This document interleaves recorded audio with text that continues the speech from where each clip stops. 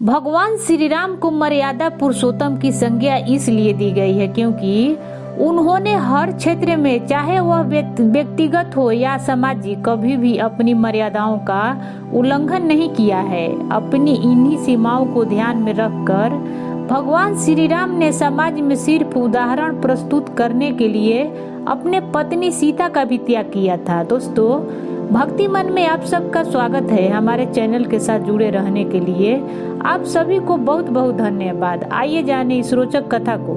लंका में उसी युद्ध के बीच एक ऐसा भी समय आ गया था जब भगवान श्री राम, जिन्हें हम मर्यादा पुरुषोत्तम कहते हैं, अपने प्राणों की रक्षा करने के लिए दूसरा विवाह करने के स्थिति में फंस गए थे।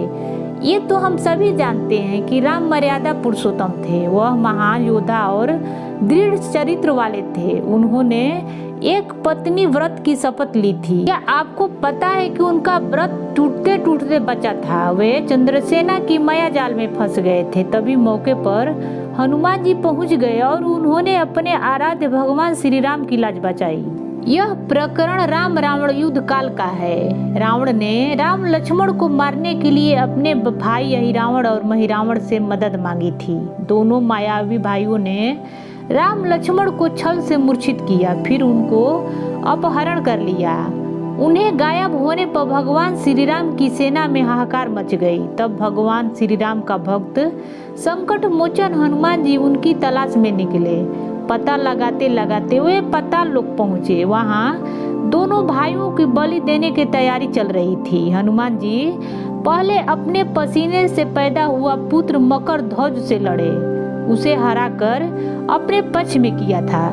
इसके बाद का मार्ग भी सरल नहीं था। तभी हनुमान जी का मुलाकात पाताल लोक में चंद्रसेना से हुई। नाग कन्या चंद्रसेना राम पर मोहित थी। वह उनसे विवाह करना चाहती थी। इसी कारण उन्होंने हनुमान जी के सामने एक शर्त रखी, लेकिन हनुमान जी को अपने आराध्य भगवान श्री राम को बचाना था और अहिरावण को मृत्यु का राज जानना था। चंद्रसेना की सहायता से अहिरावण का वध हुआ। महिरावण भी महाबलशाली था। उसे और उसकी सेना को खत्म करना आसान काम नहीं था। इस बार भी चंद्रसेना ने ही मदद की। फिर राम और हनुमान ने महिरावण के सेना सहित मार गिराया। दरअसल चंद्रसेना भगवान विष्णु के अनन्य भक्त थी। इसी कारण उनके राम अवतार पर मोहित थी।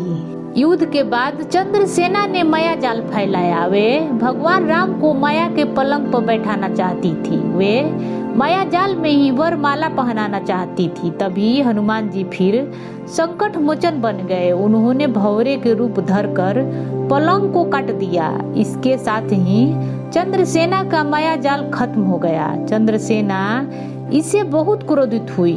उन्होंने हनुमान जी को श्राप देना चाहा। तब भगवान श्री राम ने चंद्रसेना से हनुमान को माफ करने के लिए कहा। साथ ही अपने एक पत्नी व्रत होने का संकल्प दोहराया। उन्होंने चंद्रसेना को वचन दिया कि द्वापर में उनसे विवाह करेंगे। वही चंद्रसेना सत्यभामा रूप में भगवान श्री कृष्ण के अर्धांगिनी बनी।